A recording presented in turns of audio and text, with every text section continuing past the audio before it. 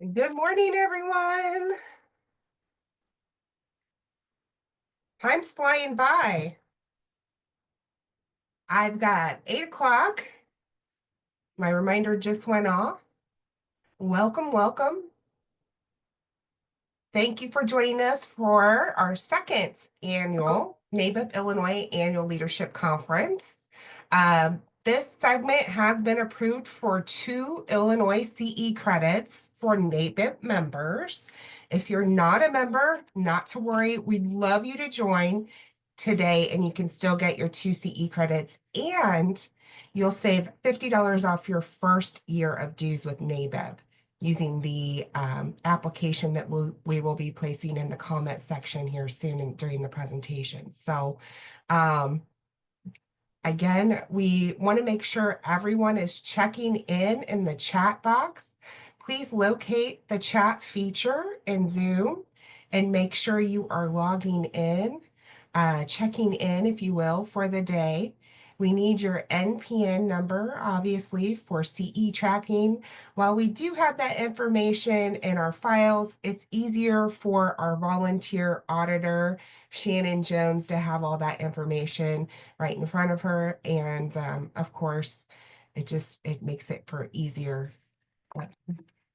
administration. So, all right. See everyone checking in. In the interest of time, I'm going to go ahead and get started today. First of all, we want to thank Silver Wolf Insurance Services LLC for sponsoring today's segment, which helps defray the cost of our CE credits. So sounds funny thanking myself, but for those of you who don't know, I retired early from Health Alliance Medical Plans. I was there for 18 years as an account executive, working across 5 different states, and very excited that I opened my own agency that had been in the plan for a while. Right now, it's mom and myself. We are working out of Central Illinois. We've got an office in Savoy, Illinois, which is close to Champaign-Urbana. And but we are licensed in Illinois and Missouri. We actually are licensed in multiple states, but we're focusing on Illinois and Missouri at this point. So wanted to take the opportunity to sponsor a segment to give everyone an official update. If you get a chance, please follow me on social media, Silver Wolf Insurance on LinkedIn and also Facebook.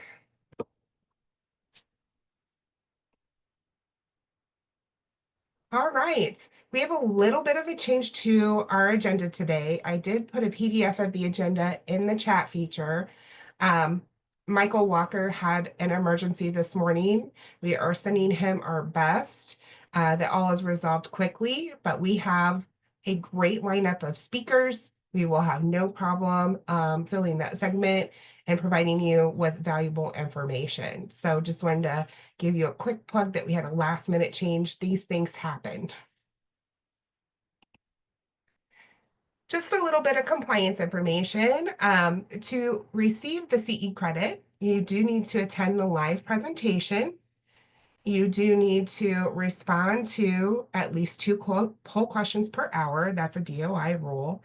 We'll be responding to those poll questions in our chat feature. So again, if you haven't located the chat feature, please do so now and check in with your NPN number to satisfy that first poll question. And with that, if you would please stand and join me for the Pledge of Allegiance. I pledge allegiance to the flag of the United States of America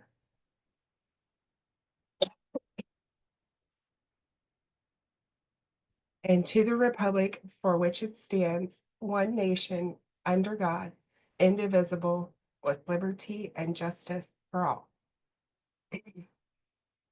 Ooh, apologies, y'all. I like to get tongue-tied in the morning and start coughing. Residual RSV COVID left over from that fun and excitement. No, Robert, your AI note taker does not get CE credit unless it's responding. Is it licensed? Is it responding to poll questions? It's a good one. Yeah, I Good. haven't designed it to do that yet. So Thanks, Robert. I believe in you. If anyone can make it happen, it's you. All right, it's tool time. Yes, I was watching that show when I came up with this tagline. And today's sponsor again, Silver Wolf Insurance. We thank you. We do have open sponsor segments during 2025 for NABIP Pulse. It's $100 a segment. So please consider sponsoring.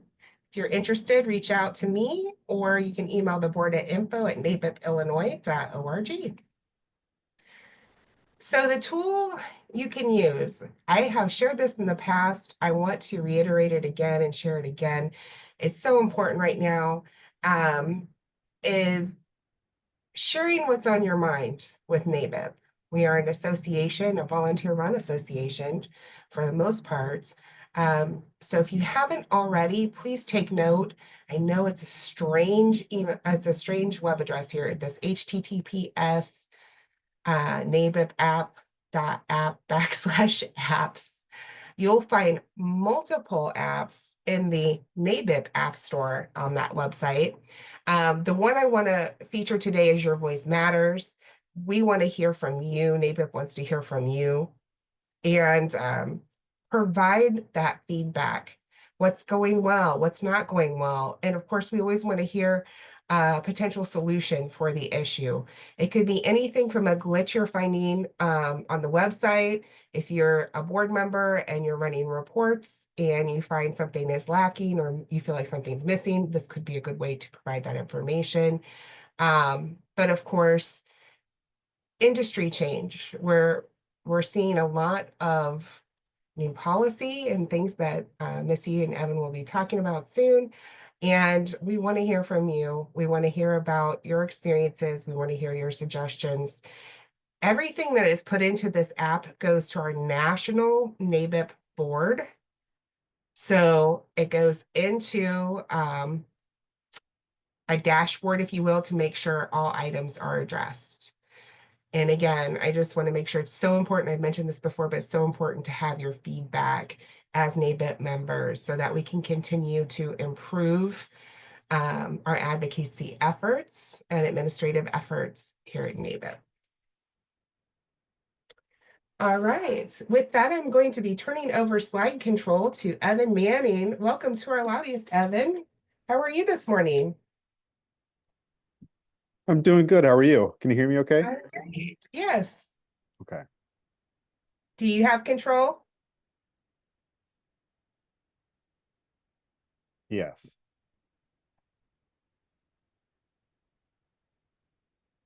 And I apologize. These are Missy's slides. Did you send me some? Oh, no, I did not. It's okay. I was Okay. just going to really just speak on what's been going on of late in regards to the General Assembly and some of the Okay, developments. perfect.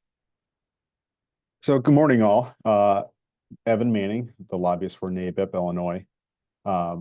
We have already wrapped up lame duck session, which concluded on early January this year, January 7th.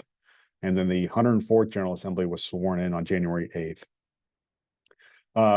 Right now, the House has already distributed their leadership information, as well as the committee chairs that I'll go into.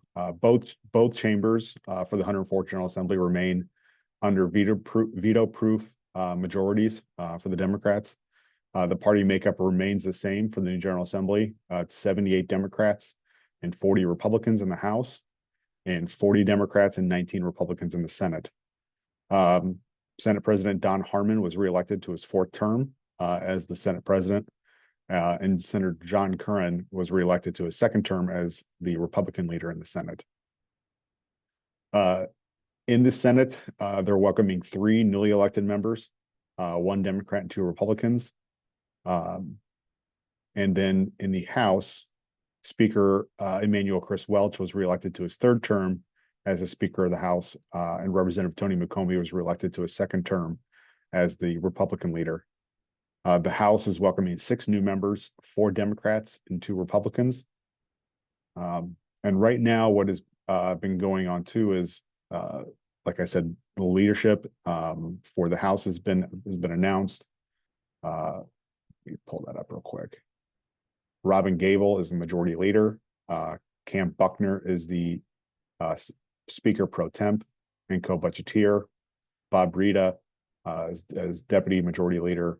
Lisa Hernandez, Jay Hoffman, Jihan Gordon Booth, Camille Lilly, Eva Dina Delgado, Dagmara Avalar, Teresa Ma, Nick Smith, Ann Williams, Marcus Evans, Will Gazzardi, Curtis Tarver, Maurice West, Katie Stewart, Bob Morgan, and Edgar Gonzalez, or have all been named in leadership capacity within the House Democratic Caucus. For the committee chairs, for the Senate, or for the House Insurance Committee, Thaddeus Jones remains the chair of the House Insurance Committee. In the Healthcare Access and Availability Committee, Natalie Manley, who led the chair that committee last year, is going to be the chair again this year. Healthcare licenses is going to be Bob Morgan again, Representative Morgan, now Leader Morgan. And then executive is going to be Ann Williams. So I just wanted to highlight briefly some of the leadership changes, as well as right now we have the information on the House chairs. We're still waiting on information from the Senate side on the leadership team, as well as the who's going to chair the Senate Insurance Committee. Napoleon Harris, who's chaired that committee for under my tenure for my 6-7 years. We don't know if that's going to continue or if there's going to be a change. As with every new General Assembly, there's always a chance that chairs change, leadership changes, and things get switched up. Obviously, we have great working relationships with Senator Harris and Representative Jones, but we have a great relationship with pretty much every legislator in the General Assembly. So I know that we'll be in good hands no matter what happens in the Senate as well. It's going to be a different year. Obviously, when you go into a post-election, it's usually, and you swear in a new General Assembly, it tends to be a pretty aggressive year in terms of legislation, new ideas. Obviously, there's not a big turnaround this year compared to previous years. Not a lot of major turnover within the General Assembly, as we've seen over the last 6, 7, 10 years. There's been significant turnover within the General Assembly. Obviously, not so much this year with just a handful in each chamber. So, which is really good news in regards to our relationships within the General Assembly with those that have been reelected for multiple terms. We met with the Department of Insurance yesterday. Brett Gerger, Phil Lackman, and myself met with the two new legislative director and legislative liaison for the Department of Insurance to go over their legislative agenda. They're still waiting on total confirmation from the governor's office, but it does seem that it's not as heavy of a health insurance year coming from the Department of Insurance. PBM reform is going to be a top priority for the Department of Insurance. There has been 2 bills that have already been introduced, one from Representative Natalie Manley and one from Representative Thaddeus Jones in regards to PBM reform. That conversation has been ongoing for the last year or little over a year in regards to some PBM reform. So the department is planning on introducing a standalone bill separate from the 2 bills that have been introduced thus far. We've not seen the legislation, the actual language of that bill yet. We're still in the middle of bill review at the moment. Right now, there's been about probably 1,700 bills that have been introduced in the General Assembly so far. We anticipate that, the next coming weeks is going to be increased significantly. Obviously, we've seen upwards of close to 7,500 to 10,000 bills introduced in a given year. So right now, we're just in the middle of bill review and trying to go through legislation that has been introduced thus far. And we talked with Laura Minzer with the Illinois Life and Health Insurance Council, getting her intake on what's been going on and what's been introduced thus far, so that we can be very proactive and ready to join forces where needed. So just wanted to give everyone that quick update on what's been going on. I do want to highlight a few bills that have been introduced thus far. Obviously, I'm not going to go into too much detail because we're still processing and reading through these. But Representative Bob Morgan has introduced an artificial intelligence systems use in Health Insurance Act, in House Bill 35. There's been, as I said, pharmacy benefit managers subject or substantive bills that have been introduced. House Bill 1018, House Bill 1159, and there's been another bill that's been introduced by Representative Natalie Manley that I don't have in front of me. There's been a introduced bill on creating a task force on firearm insurance, House Bill 43, and then obviously several others that have been introduced since my last Springfield update has been sent out. Some session key dates that I do want to highlight. There is a LRB request deadline that is approaching next Friday, January 24th. There is the bill introduction deadline for both chambers on February 7th. That's for any substantive bill that's going to be introduced, has to be filed by February 7th. The governor's budget address and state of the state is February 19th. And then we get into the committee deadlines that are only really there on paper, because any bill really can get an extension for passage. March 21st is the committee deadline for both chambers.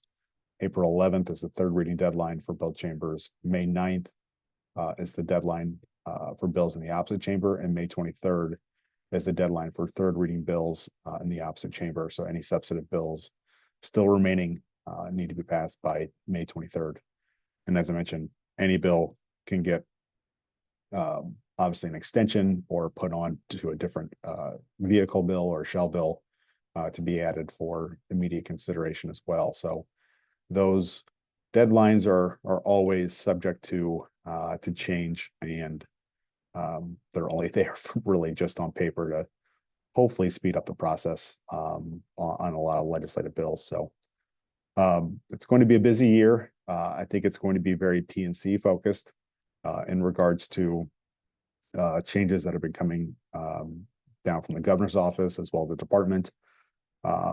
We're probably going to see a rate review in some capacity from the department for home and auto. Obviously, we can't go into too much detail because I have not seen the actual language.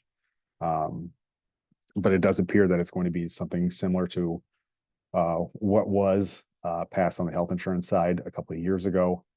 But I do think, obviously, we're going to see continued interest from the General Assembly in passing mandates.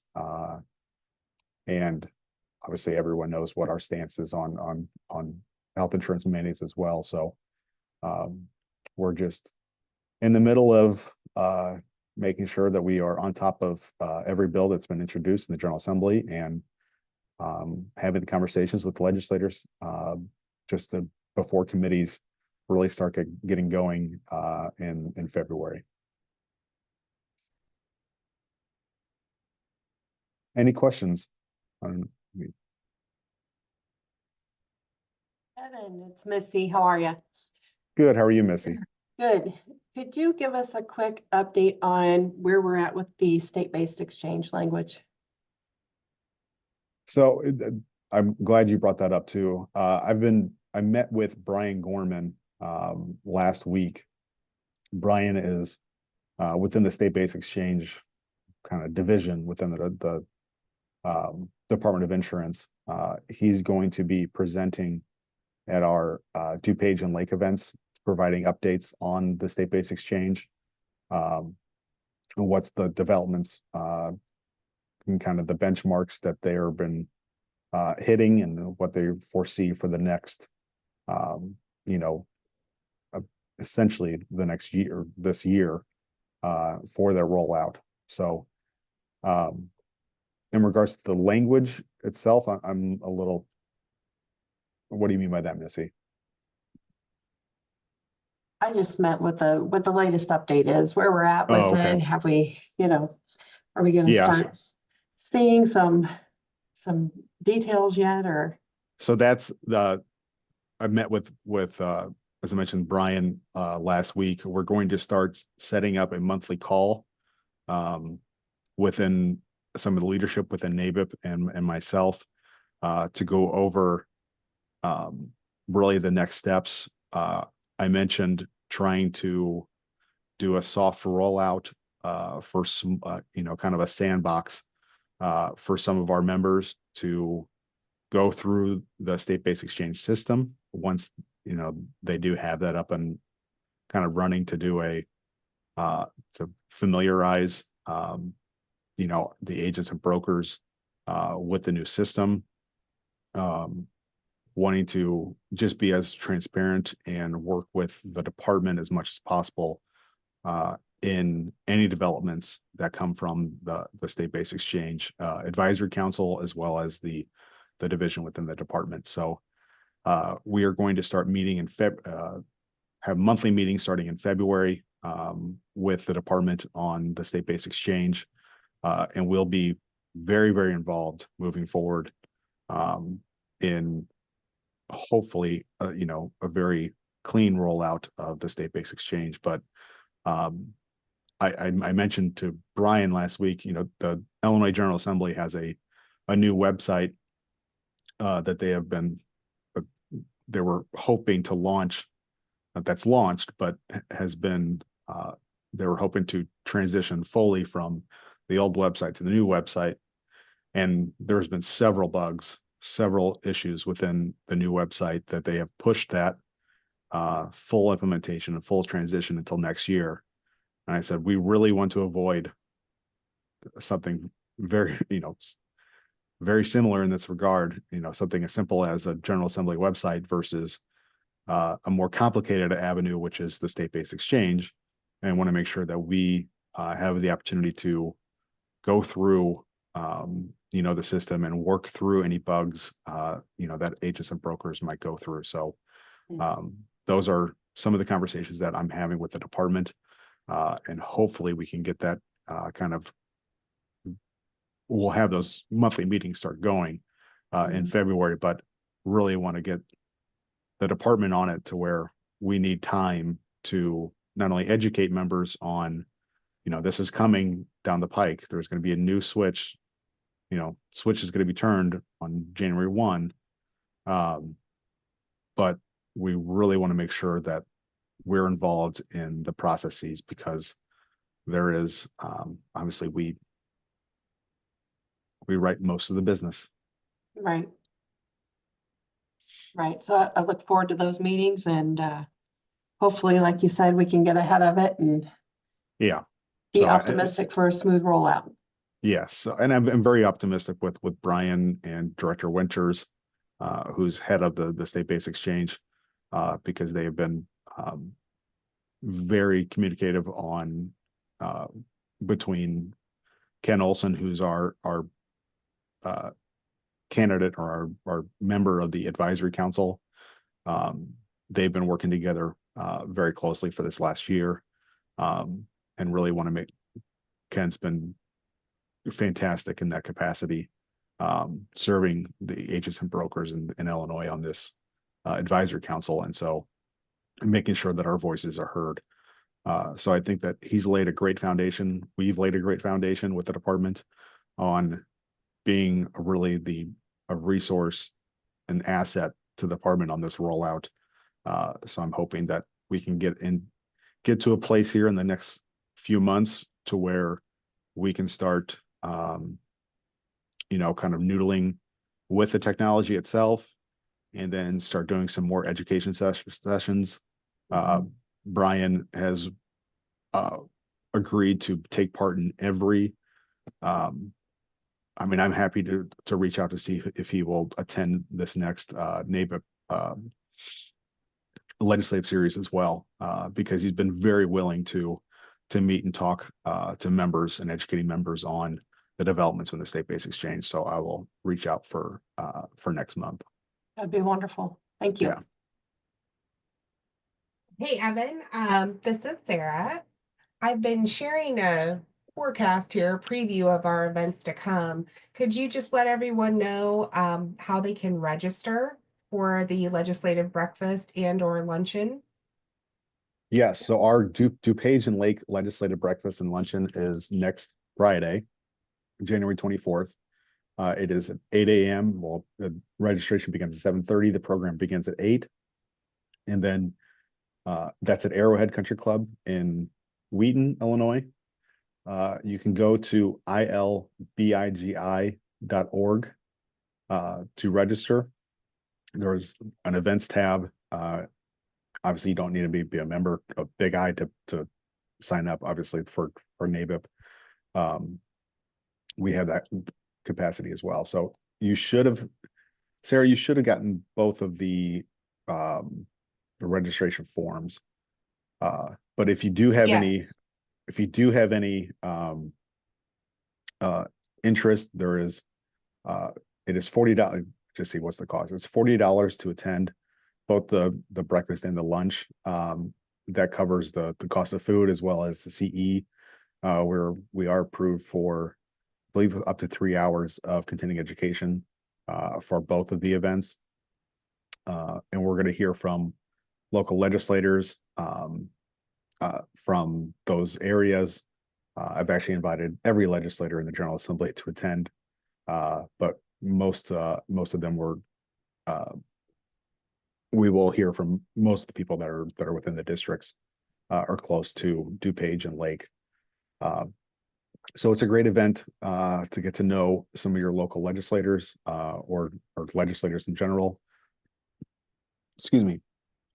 And to hear some of the developments of, hopefully we'll get some more information on the Senate side, kind of the more confirmation on what's going on in leadership and the chairs, and see where the Senate is going. Hear from the Department of Insurance about the state-based exchange. Hear from us on our legislative agendas and what we're doing, as well as how we're forecasting this next General Assembly. And then hear from your local legislators. So they're two great events that we put on annually. Please, if you are in the area, if you're able, please join us. They are two phenomenal events.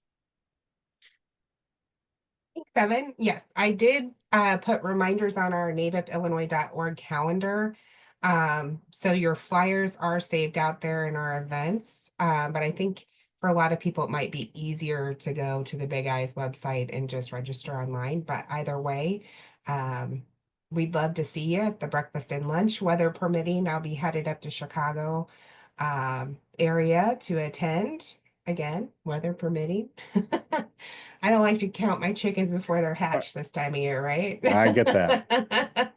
Especially coming off of, RSV and COVID. So yeah, I get that. It's been a rocking good time for this grandma of 4 over here, let me tell you. I'm sure a lot of households are being hit with this based off social media, so there's a lot going around right now. Well, thank you, Evan. We appreciate the update. Any questions for Evan? Looking over in the chat, or feel free to unmute if you have any questions for Evan. All right. With that, Evan, thank you again so much. And I'll turn things over to our next speaker, Missy Shepherd.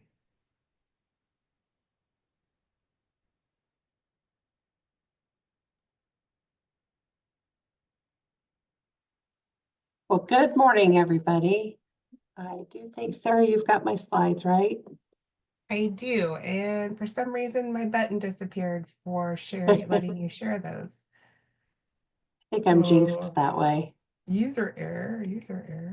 You can tell I'm well trained in the art of working with technology here. All right, moving on. Here we go for you.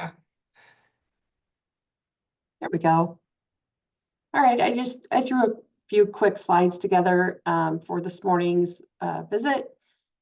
I don't know, should I have control? Oh, there you go. Okay, real quick, I want to touch base on the NABIP surveys that are available. NABIP is obviously with a lot of the changes that occurred last year and experiences we had from some of our carriers, more so on the Medicare market, but this does apply to all markets. NABIP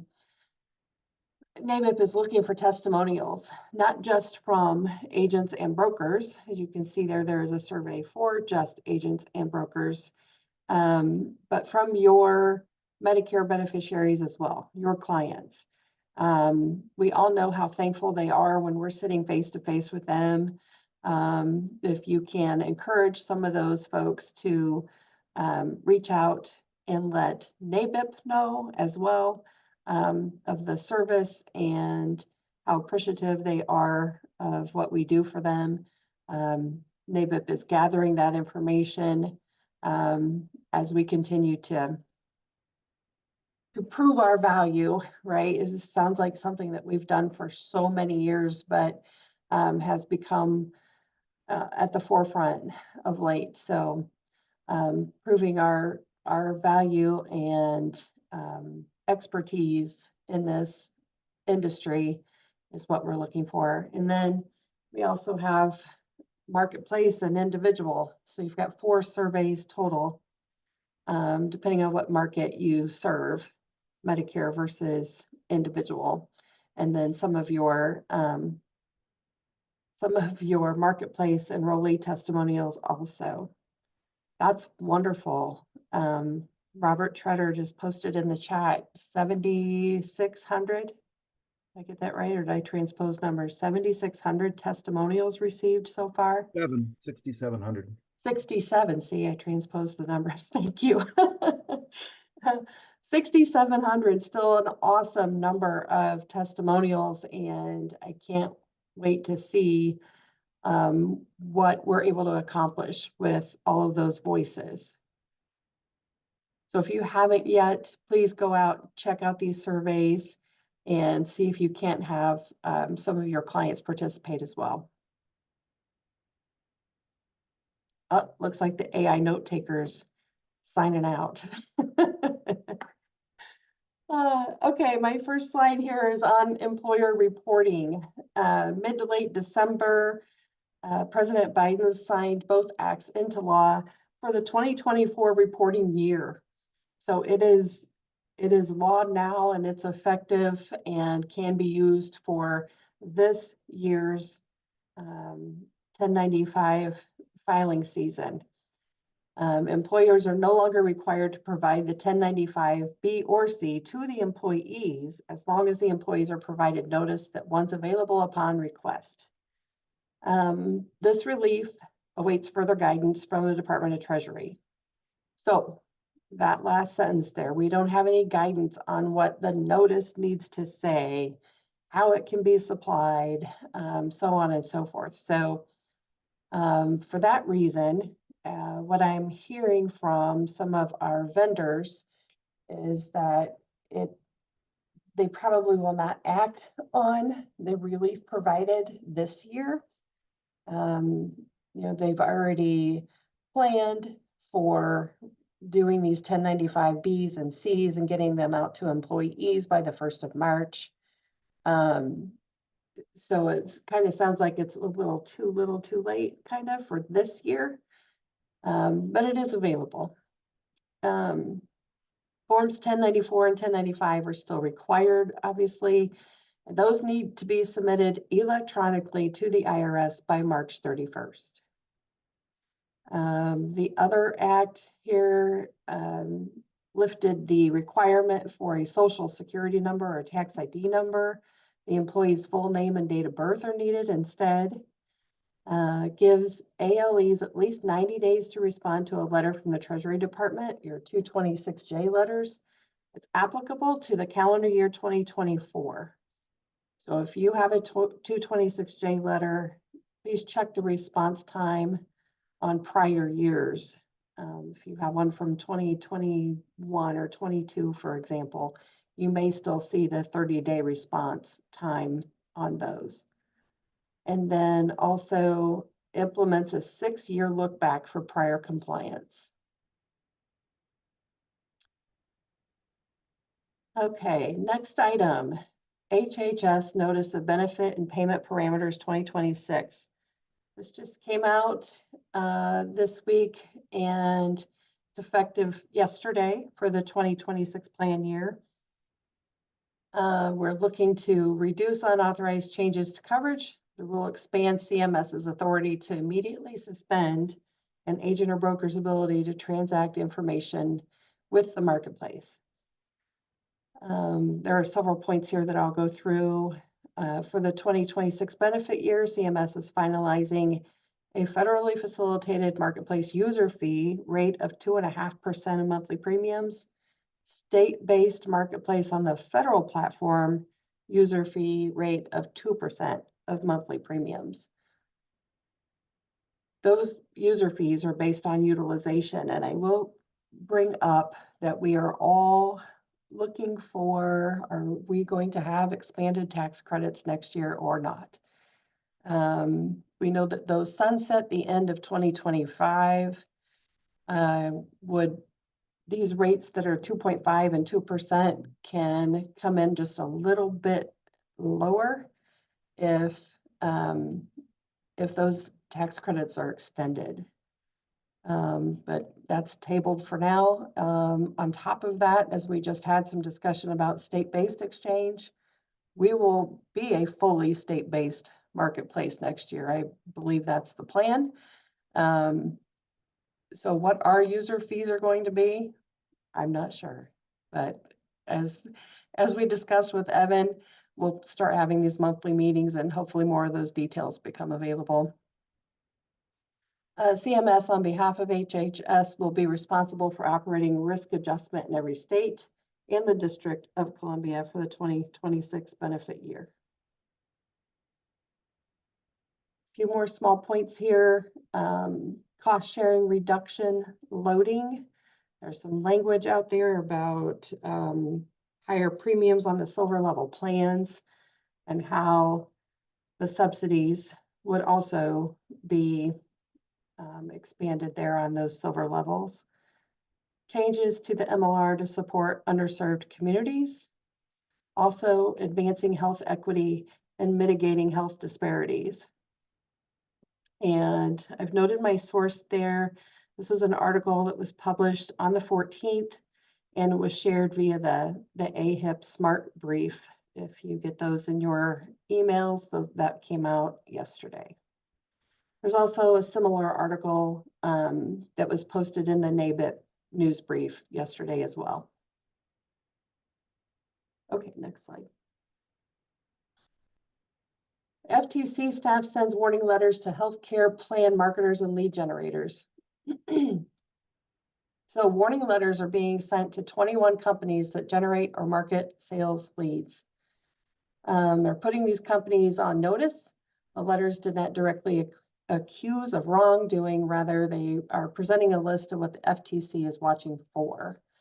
If you go out and look at this article, there is a list of the carriers, or an abbreviated list of the carriers and marketing agencies that are getting these letters. I think it is interesting with the information that I just shared about the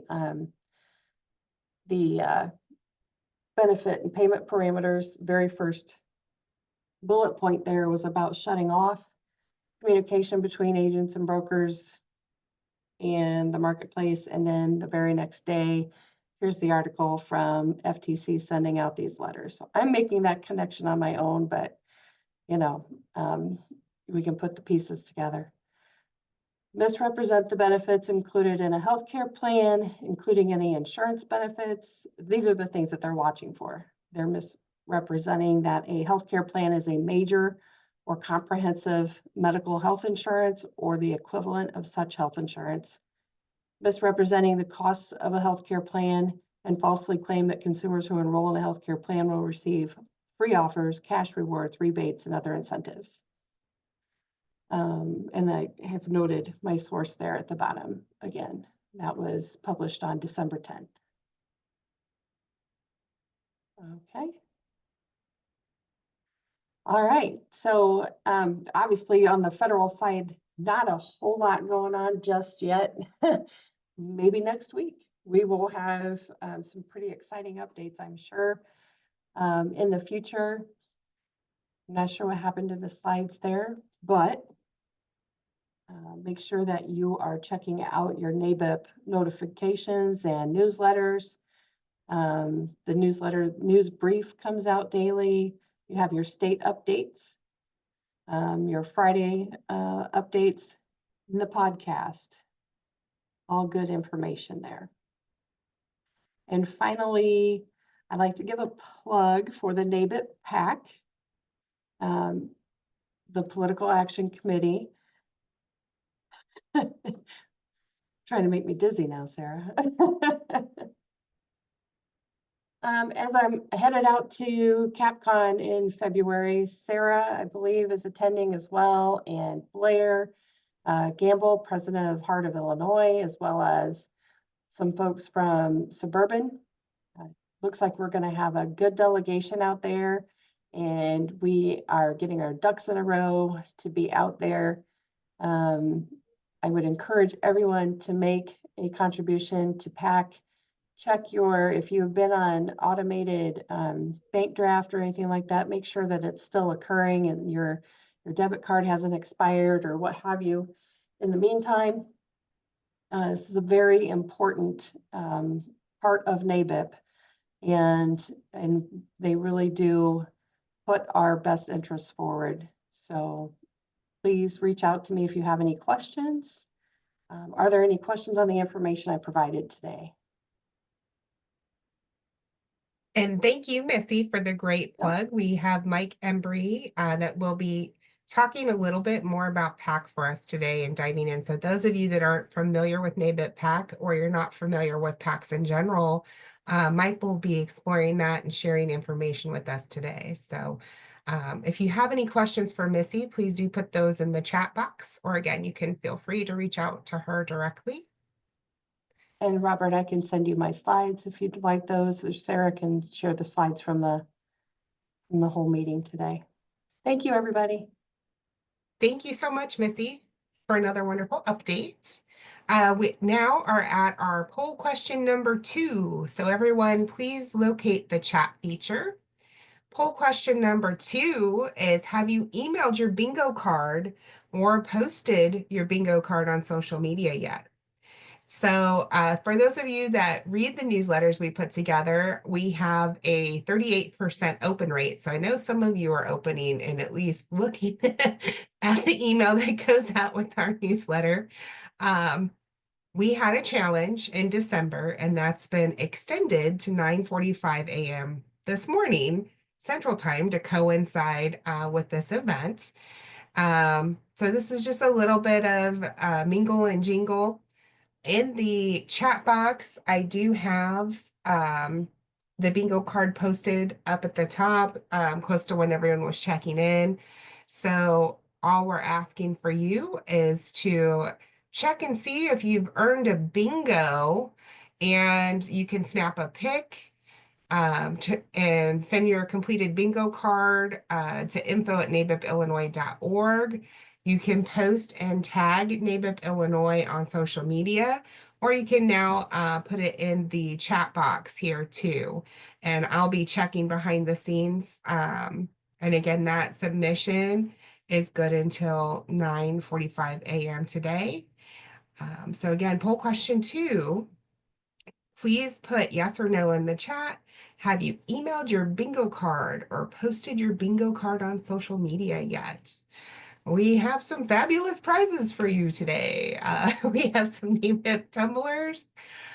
We've got conference call bingo mouse pads and gift cards available for our winners. So original entries were due by midnight 1/1/2025. For the few that did get them turned in by them, they will actually earn double entries for getting it in on time. But again, we're extending this to 9:45 today. So with that, I am excited to introduce and bring back Michael Embry. He's our guest speaker for today on NABIP PAC. He's our Region 3 PAC Chair and Managing Director for RSC. How are you this morning, Mike? I am well, Sarah. Thank you. Oh, and I do have your slides pulled up, and I will be advancing those for you per your request. Excellent. I appreciate it. Well, thank you again, and thank you to both you and Lou for inviting me to be a part of this great agenda today. I really appreciate it. I see a lot of familiar names on the screen and hope to see a lot of people that I haven't met when I'm at Capitol Conference. Hopefully, I know a number of the folks on the call have been to Capitol Conference multiple times. I think this will be my 22nd year attending Capitol Conference. If you have not ever been there and legislation is a passion of yours, please register and join us at the end of February in DC. It's going to be a great time. I think we have over 450 people registered already, and which is a little bit ahead of where we were last year. So again, I'd like to thank everyone for the opportunity to be a part of this call today. As Sarah mentioned, I currently serve the region as your NABIP PAC chair and sit on the NABIP PAC board. We just had a call this week and we got the final numbers of where we were, and Region 3 raised in 2024 $97,087. So we came very, very close to catching Region 8, which is typically the front runner, and we only fell short by about $4,000. So we definitely were in the running, and it's our objective in 2025 to not only catch them but surpass them, and that may be the first time that's ever happened. So Missy, I want to thank you for the plug about NABIP PAC and the mention about watching your credit cards. We are on a quest in 2025 to not only identify, but also to send reminders to people, for those people who have had a credit card expire or a debit card expire, and also for those who have done an annual contribution each year. A number of people do that at Capitol Conference, but we want to make sure we're catching all those folks on an annual basis so we don't miss them. So on the screen right now, this is the NABIP PAC Board of Trustees. This is actually 24-25 also, because we have the same board members fulfilling another year on the board. We do have one change, and this only just came in this past week in Region 2. My good friend and longtime NABIP member, Chris Renkar, has taken over as the Region 2 PAC chair. Chris also serves on the Legislative Council within the state of Virginia, as well as on the national board. So you've got a lot of very, very fine people who have been very involved in the PAC, both in the past when it was HUPAC and now that it's NABIP PAC. Next slide. So this is the why of NABIP PAC. It has been that our objective has always been to engage with legislators, educate those legislators on what we do and how to provide Americans with accessible and affordable health care, and to support those legislators who will consider and champion our causes. This has been the mission of the PAC board for as long as I can remember, having served on the PAC board a number of years ago for a term and continuing on in this point in time. You know, the PAC, as many of you know that are engaged in the legislative process, which I think a lot of you are, Washington, D.C. runs on money. Whether we like it or we don't like it, it's how people gain influence. It's how they gain entry into hearings and into committees and meeting with the legislators that can really shape the work that we do as agents. And I always like to say, and this isn't my original statement, it came many, many years from someone on the ledge side that said, if you're not at the table, you're on the menu. And that is very, very true when it comes to legislation. We have a lot of opportunities with the new change in the administration coming up with President Trump's inauguration next Monday and the GOP controlling both the House and the Senate. So we're going to have a lot of opportunities because we work, the PAC works both sides of the aisle. So we contribute to both the Dems and the Republicans. And we have that's always been our mission and our vision, because we do have people on both sides of the aisle that do support the work that we do. Next slide, please. So here's what from a federal legislation standpoint, and the PAC is designed to support federal legislators only. There have been some rare circumstances where we've had NABIP members that have been running for houses in their state or their Senate, and in which we have given small contributions for, but predominantly 99% or 99.9% of the money that is spent out of the candidate fund does go to federal legislators. And we focus on the key committees, which in the House and the Senate is the Health Committee, Health, Education, Labor, and Pensions, the Senate Committee on Finance, and both Republican and Democratic leadership. And then on the House, the committees of jurisdiction that we're most involved in are Ways and Means, Energy and Commerce, Education and Workforce, and then also the Republican and Democratic leadership in the House, on the House side. So these are the committees of jurisdiction that typically health insurance, healthcare related issues will come before, if there's legislation that's going to go before a committee as it's making its way through either chamber. So what is the PAC? Well, again, the PAC is designed, it has two different accounts that are available to make contributions to. One is the candidate account, which is extremely important because that is what funds the contributions to the candidates or to the leadership within. And most of the time, this is for candidates. We do, in fact, in the last election cycle in 2024, there were situations where the PAC did make contributions during the primary. It doesn't happen very often. Most of the time it's post-primary in which we will make contributions to, but the PAC is a separate fund, and it really just allows for our political advocacy from the connected organization, which in this case is those of us at NABIP. So no funds whatsoever, either for the candidate fund or for the administration fund. None of that comes from your dues. These are all voluntary contributions. And again, we have the candidate fund, which is solely for the purpose of contributing to candidates. And then we have the admin fund, and I'll talk a little bit about the difference between the funds here in a couple of minutes, and then what the rules are as far as doing that. So the funds that go into the account for the candidates, it supports those again for federal elections.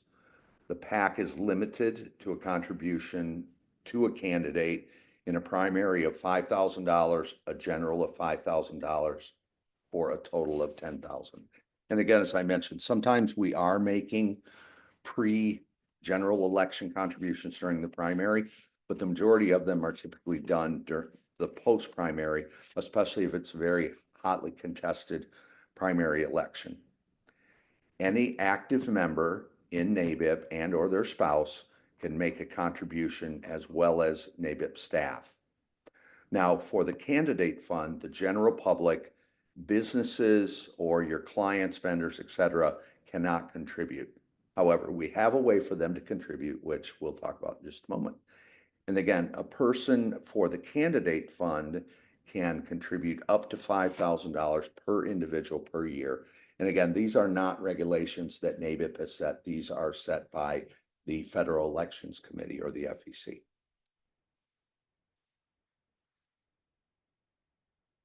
So the admin fund manages and pays all of the operating costs for this, which include the PAC manager's salary, which in this case is Caroline Musamara, who is a staff member at NABIP, who manages the PAC, presidential convention tickets, donor awards, bank fees, etc. That ensures that there is no commingling, because the federal PAC laws prohibit the commingling of funds between a candidate fund and an administrative fund. So from a contribution standpoint, here is the part where businesses can get involved. Prior to selling my agency to Risk Strategies, when I owned and operated Comprehensive Benefits, I would utilize my company during the year to make contributions to the admin fund, because I felt like it was important to support both. And on a contribution limit standpoint, when it comes to the admin fund, there are no limitations. And this is where the chapters can get involved. And for those of you that have, excuse me, been to either Capitol Conference or to National Convention, we do what they call the Parade of Checks, which is where local and state chapters can come up to the stage, make a contribution or make a pledge to the admin fund. And we will be doing that at Capitol Conference this year. And the objective that I have is that every state and local within Region 3 makes a contribution to the admin fund. For those of you who have made it in the past, thank you, and please continue. Okay, next slide, Sarah.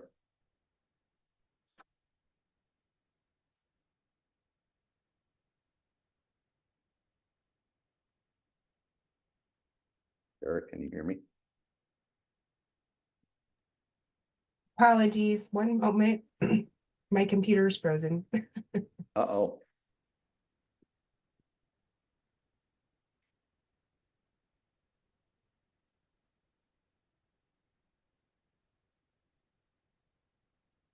Technology is always a challenge, isn't it?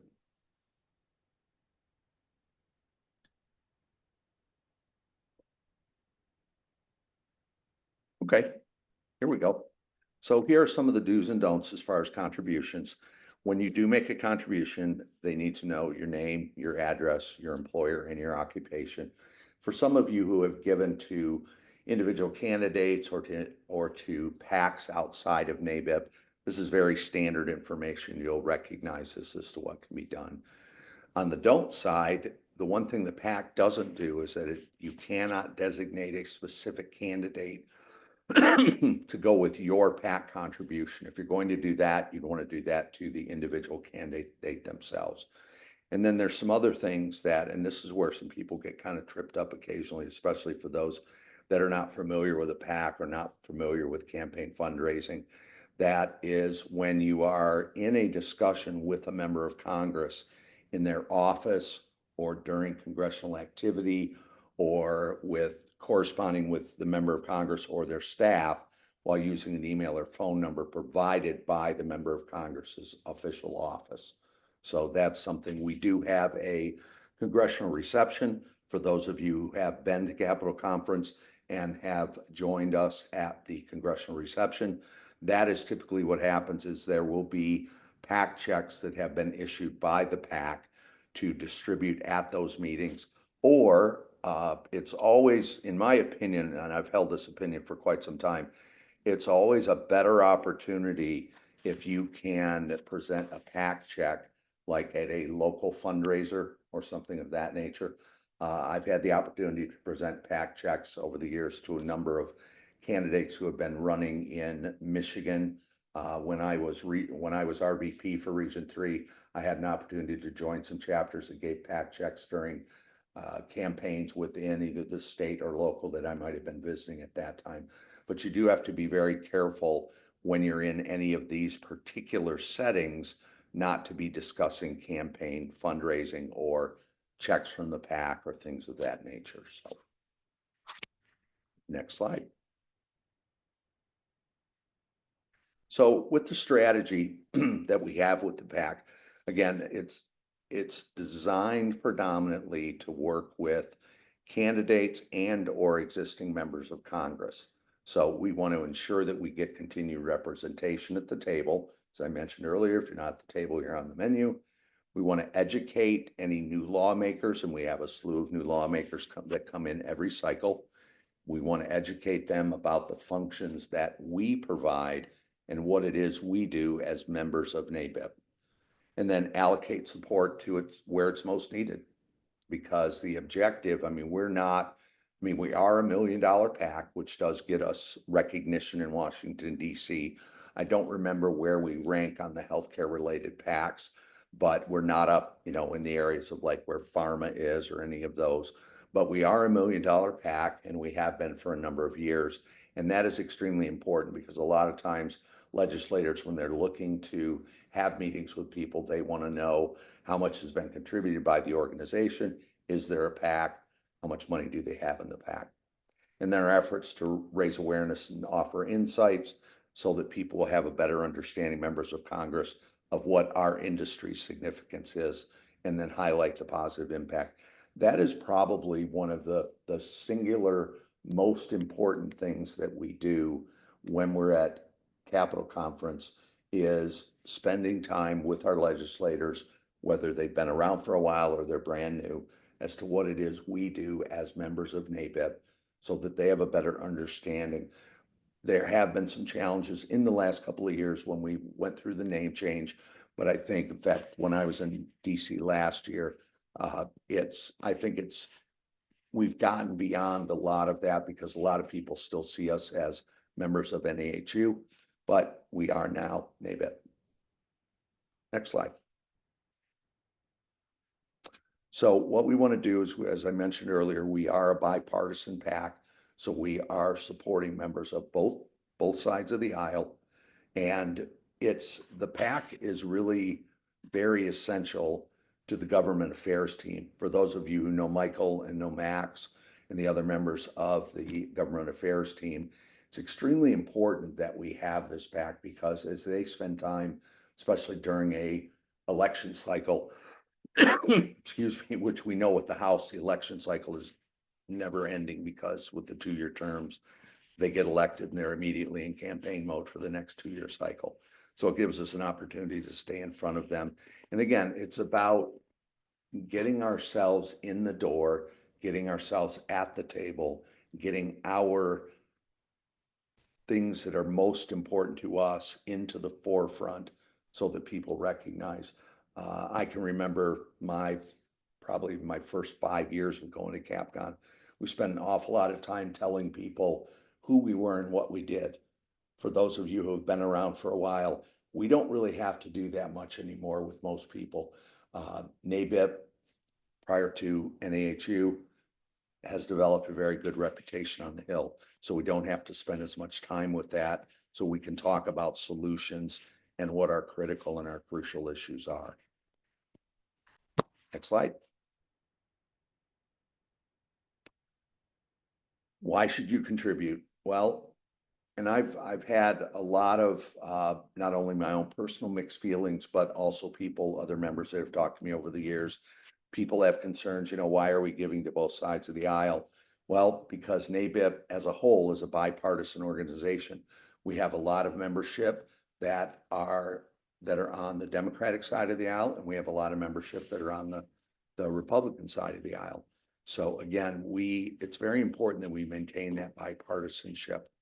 So, and then we've also had people that, they are concerned that we're giving to people on the other side of the aisle that may or may not totally support our issue, but we're always looking for people that we know we have an opportunity to gain an audience with that can be influential, especially on a number of these committees of jurisdiction, because as most of you are probably aware, those committees, while the chair of the committee is whomever the party is that is controlling the Senate or the House at that time, the committees are bipartisan. So again, it just gives us an opportunity to influence positive changes that benefit both our industry as well as our members. Next slide. So beyond the advancing the positive initiatives, one of our recent successes had to do with the surprise medical billing, having to do with unexpected balances for out-of-network providers. And additionally, we were a part of the successful ensuring that billions of unused FSA dollars were rolled over from starting in 21 to 22, 22, 23, and so on and so forth. So our influence, while people will, for those of us who have been around for a long time, there are situations where we sit back and say, wow, the wheels move so slow. They absolutely do move slow. I'd be the first to tell you that. And that's something that's a little more challenging, especially for those of us that also work within our state legislatures, where things tend to typically happen a little quicker. But again, it's just about getting out in front of people, advancing our initiatives, advancing our cause, the things we find very important to us, both as an industry as well as a member. And that's what this is really all about.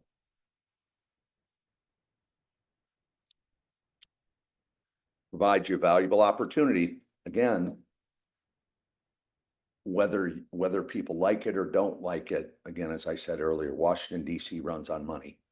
And if you want to have that opportunity with a legislator, and don't get me wrong, the real grassroots, the in-district, the statement that politics is local, I absolutely agree with that. For those of us who have developed relationships with our federal legislators at a local level, we know the value of that. It's very easy to go to Washington, D.C. and get caught up in everything that's going on, because as we've seen when we've walked the halls of Congress, these legislators are running people through their office all day long, every half hour, every hour. When you're working with your legislator in your state and in your local districts, you get much more accessibility to them, and they know who we are because, and also they're looking, especially if you've been able to make a contribution to a campaign and you've delivered a check locally in your state or in your local district, that's got a lot of impact, and that really helps build those relationships. And again, a PAC, I kind of think of a PAC as kind of like a mutual fund for politics, because as we know, in a mutual fund, you're not buying one individual issue of stock or bond or something of that nature. Well, the same with a PAC. I mean, you're making a contribution to the PAC so that that money can be utilized amongst many people rather than just one. Myself personally, and this is only me personally, I contribute to the PAC. I also contribute to individual candidates within the state of Michigan, both on a federal and state level.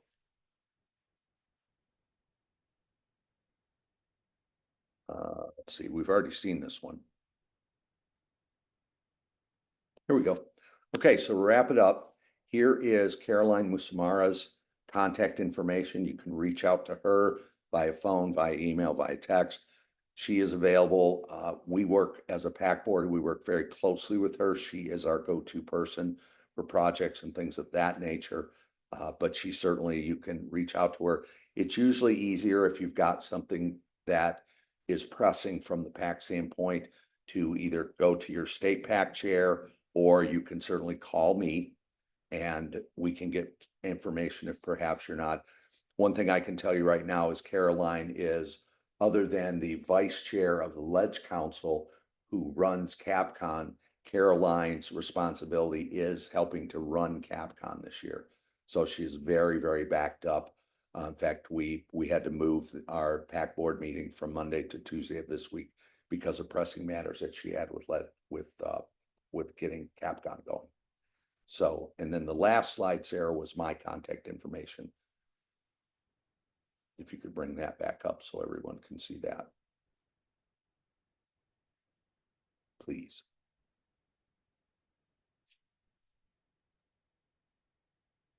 There we go. So that's my information. That's my cell phone. You could text me, email me, call me, whatever you'd like to do. I am here to serve you as your Region 3 NABIP PAC Chair. Again, thank you very much for your attention this morning. Sarah, to you and Lou, thank you very much for inviting me. And if you don't mind, I'm going to continue to hang around and listen to some more of the great speakers you've got for a little while. Absolutely. Thank you, Mike. And I apologize. Mike sent me an updated slide deck this morning, which I completely missed his email till he was okay. halfway through his presentation. So It's I okay. will be providing a follow-up email to everyone with the slides, and I will make sure I include Mike's new version of the slide deck, very similar to what he shared today. But again, it will have his contact information in there for you. So Great. we appreciate having you back, Mike. And yes, of course, please stay with us for the rest of the program. Excellent. And I look forward to seeing you, Sarah, and a number of other members in our nation's capital at the end of February. Yes, absolutely. Great. Thanks again. I'm headed out the day after my birthday. My birthday is February 20th. And then I hit the road with Mom, and we'll meet you over there. And then I head back and get home just in time for my son's birthday. Oh boy. So Wow, I you got got some a busy birthday time. parties going on in there, which is exciting to look forward to. You gotta have Absolutely. something Well, in these cold months, right? You gotta have yes, you something to look do. forward Well, to. and I'll look forward to seeing you and your mom on the 21st, because that's the day I fly into. Thank you. Thank You're you. welcome. All right. Next up, I do have a helpful slide for you. I'm sharing here. There's a QR code. So if you have your phone, you can pull up your photo app, and the website will appear. Click on that, and it will take you straight to the nabipac.nabip.org. And you will see all of your options listed there. You can always update your giving. Again, to Mike and Missy's point, I've been a PAC member for years. Sometimes I've fallen off. We've had changes, system changes, credit cards expire. I myself prefer the bank draft. It's a little bit easier to remember, expiration dates and things of that nature. But even that fashion with system changes and things over the years, I've fallen off a few times. So it never hurts to go in and check it out. You can always do a once a year, one-time giving. You can split it up month by month, and again, change the cadence and giving amounts of your PAC contributions. So have that available. And this is our federal PAC that Mike's been talking about, NABIP PAC. State PAC, we do not have a NABIP Illinois state PAC independently. What we do is we partner with the Big I, Evan Manning, our lobbyist, and we do have some that also give to the Big I state PAC, since NABIP Illinois does not have our own. If you'd like more information on that state PAC, please reach out to our lobbyist, Evan Manning, and he'd be happy to walk you through activities regarding the PAC for the states. And now we've got poll question number 3. Poll question number 3. So again, locate that chat feature. Pull that up for me if you would. And we are considering holding another state symposium, NABIP Illinois State Symposium in August. So this poll question is, if we were to hold this in suburban Chicago, which week in August would work best for you? At this point, it's again hypothetical.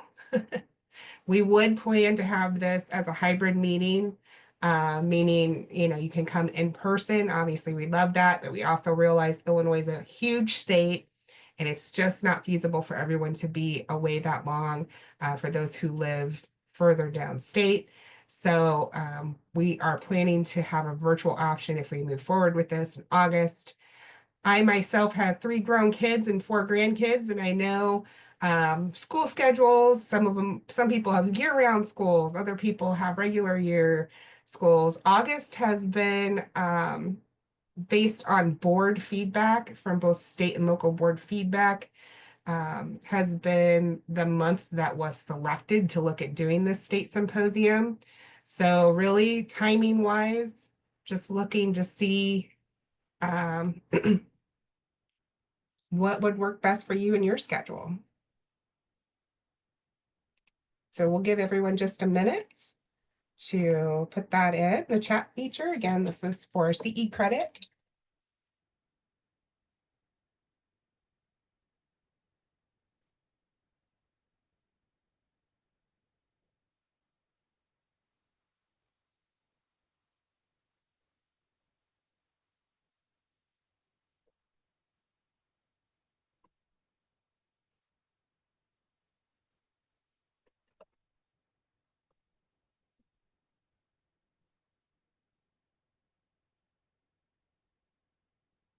All right, we have a handful of calendar updates we would like to share before we move to our next speaker.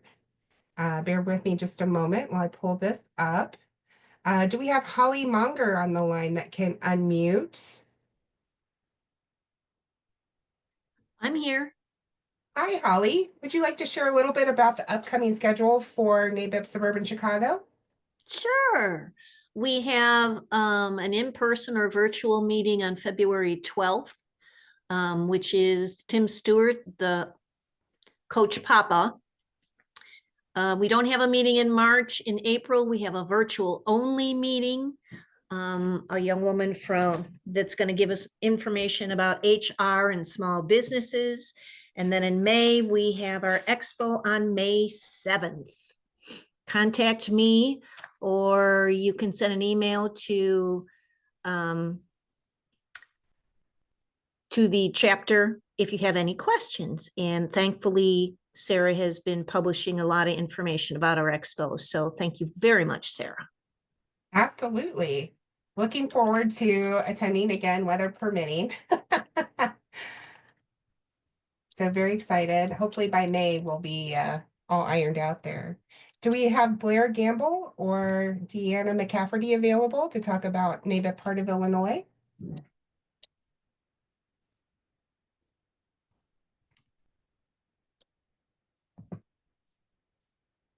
Well, this is Missy. I'll jump in. Thanks, Missy. I don't see Blair or Deanna, but we are preparing for our expo on just Sarah, you're gonna have to help me on the date. Isn't it March 11th this year? Yes, March 11th. March 11th, and our headliner, I guess you would say, we have, and we're very excited to have her, CEO Jessica Brooks Woods, in person, is on our agenda to speak that day. So you're not going to want to miss the annual business expo, as well as a full day of other speakers and education. We'll have lots of sponsors in the room. It's usually a very good day. And we love to have in-person attendance, of course, but we'll be doing the hybrid version as we normally do. Yes, and Missy has graciously volunteered to be our moderator for the panel. The panel will cover both legislative, since there's so many legislative hot topics, and we'll be just coming off CapCon, the legislative and other key industry topics. Not everyone on the panel is necessarily a legislative expert. In fact, one of them will be social media and communications expert, Megan Thomas, our national NABIP chair. And then, of course, we have the jack of all trades coming down, best-selling author and our very own professional development chair for NABIP Illinois, Robert Slayton. So as Missy said, it's going to be a very exciting event, March 11th, Tuesday, March 11th. And there will be a mixer. We got Misty Baker and Kate Moreland from down in Evans Stomping Grounds. We usually hear her speak at the annual Illinois Legislative Day, and we love her insight and glad to have her. Then as far as our chapter's concerned, we'll have a normal member meeting in April. And then May is our golf outing at the Lick Creek Golf Course in Pekin. And that's always a great event. It is in the morning. I think they tee off at like 8 or 8:30. I'm not a golfer. I get to sit around, drink coffee, and make sure everybody gets their 50/50s and take pictures. But it has been a wonderful event, and we've always had a great turnout. So if you're in the area or just want to take a day trip down to Pekin, it's a beautiful golf course in May. So I think that'll wrap Thank it up you. for Heart of Illinois. I Thank you. did put links to both local chapters in the chat. So that way, if you want to explore their calendars, it's available for you. With that, I would love to turn things over to our next speaker, Sherry Kirksky. Sherry is our NABIP Illinois membership co-chair. Sherry, welcome, welcome. Good morning, everyone. I am going to share my screen here one moment, if you don't mind, Sarah, and share a Absolutely. just share a few slides.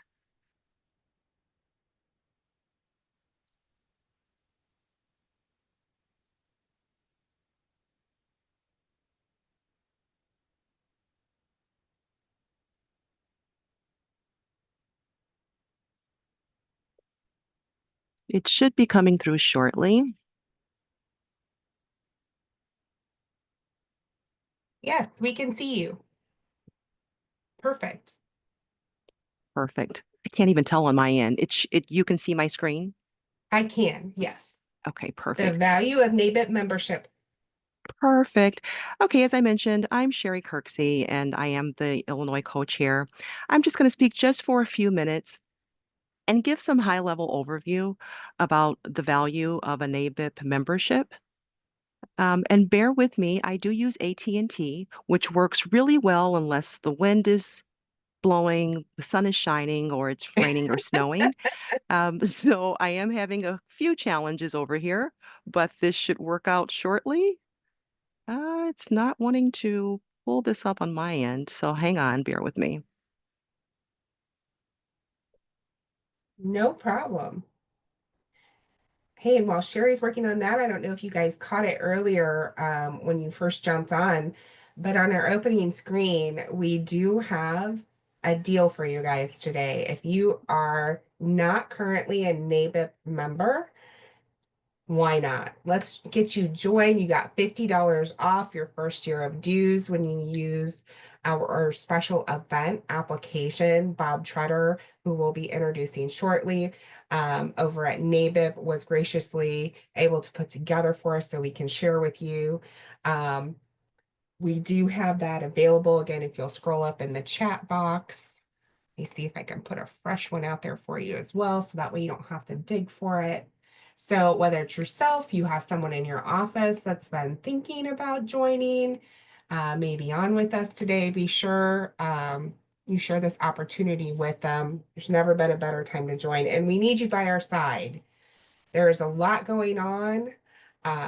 We have been forced into the position for a number of years to be very reactive to things that are happening.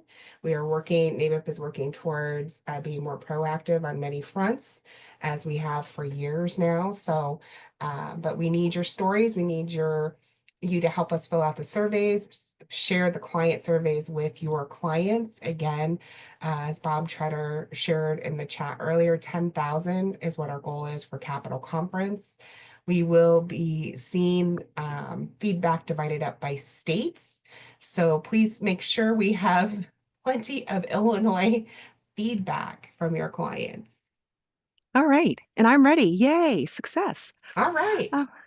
So as this first slide says, we are the premier go-to association representing health insurance agents and brokers at the local, state, and national levels.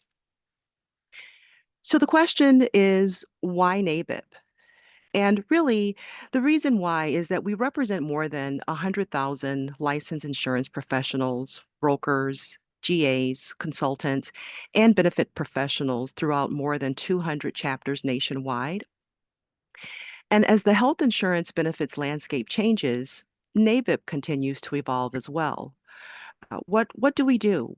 As we've talked about already earlier this morning, we advocate for affordable and responsible health insurance solutions.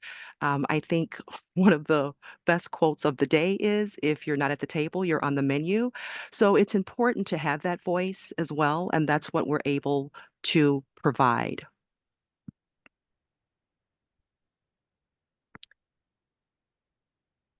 So what's included in that? As a NABIP member, you can expect to receive a myriad of things. There's guidance on healthcare policy changes, updates on developing market trends, including Medicare, mergers, and acquisitions. There's always a lot of activity going on. Resources and decision-making tools to help navigate benefits and insurance markets. You'll have, like at this meeting, access to training and CE certification, networking and business opportunity developments, lobbying, again, as we've mentioned earlier, which is super important to have a voice. And so essentially, when it comes to your professional career, you need to be involved in a professional organization that can actually take your career to the next level. Sarah has also mentioned how you can join. I would encourage you to go to the NABIP.org to submit your membership application today.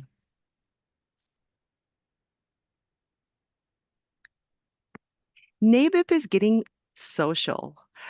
And so launched earlier this year, the Brokers Making a Difference campaign, it highlights the invaluable role that NABIP agents and brokers play in protecting healthcare consumers, advocating for ethical practices, and ensuring access to high quality healthcare coverage. And what this program does, this campaign does, is it's by sharing impactful stories, we are able to help underscore the value of an ABIP broker and agents. We amplify agents and brokers' voices, and that builds greater trust within the communities that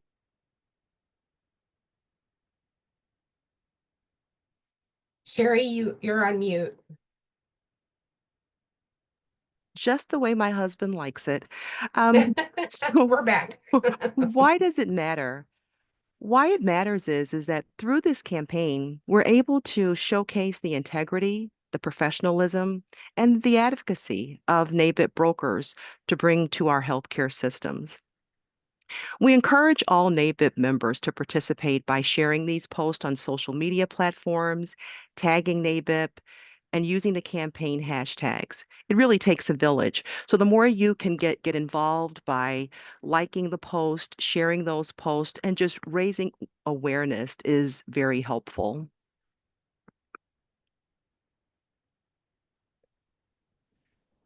So to drill down a little bit more, let's talk about the different levels of NABIP membership. There are three different levels that are involved with your membership. So I use the Heart of Illinois chapter as an example. With that, you would have opportunities to network and support speaking opportunities. We have our own Robert Slayton who's going to be speaking. There are local meetings that are involved with continuing education. For example, on March 11th, we have the upcoming annual expo that's going to be held in Peoria, Illinois. And those are always, I've attended that event several times, but this year I'm happy to highlight that we have our very own NABIP CEO, Jessica Brooks Wood, who's going to be speaking. And that's a big deal. So kudos to the Heart of Illinois leadership for being able to pull that one off.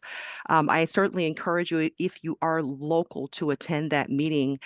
I always get great information there. And again, it's just a great networking opportunity. And it does come with continuing education credits as well. And we always want those, so we're not scrambling at the end of the year or when it's time for us to renew.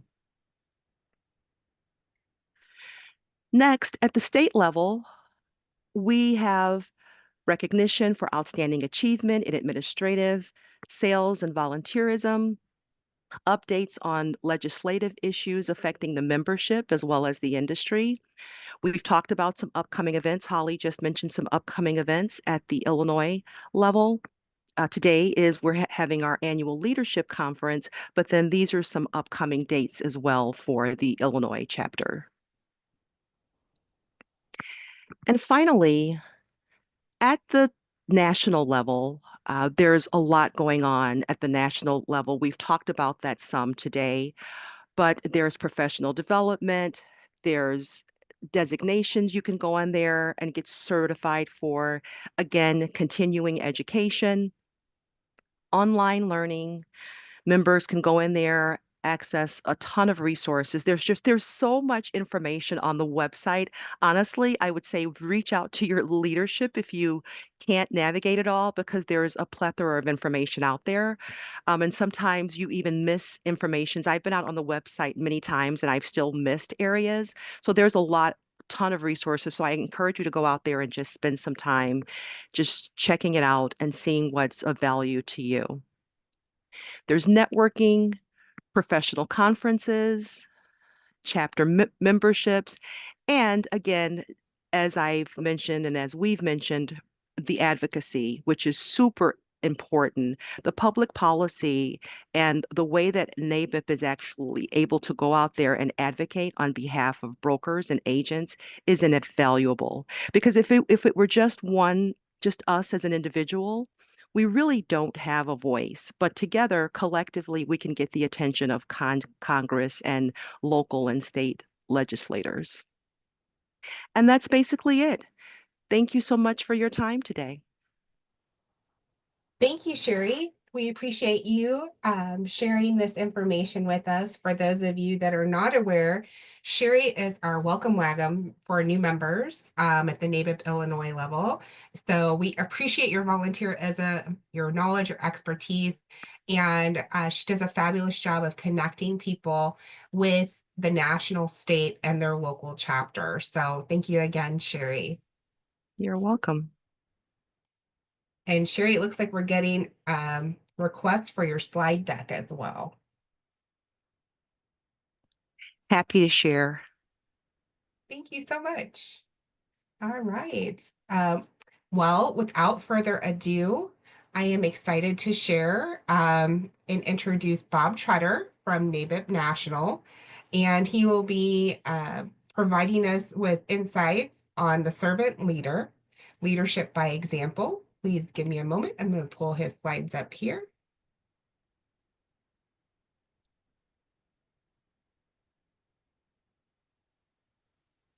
Welcome, Bob. Thanks, Sarah. Now, can I control these slides or are you going to do that? You should be able to control them here in just Perfect. a moment. All right. Let me.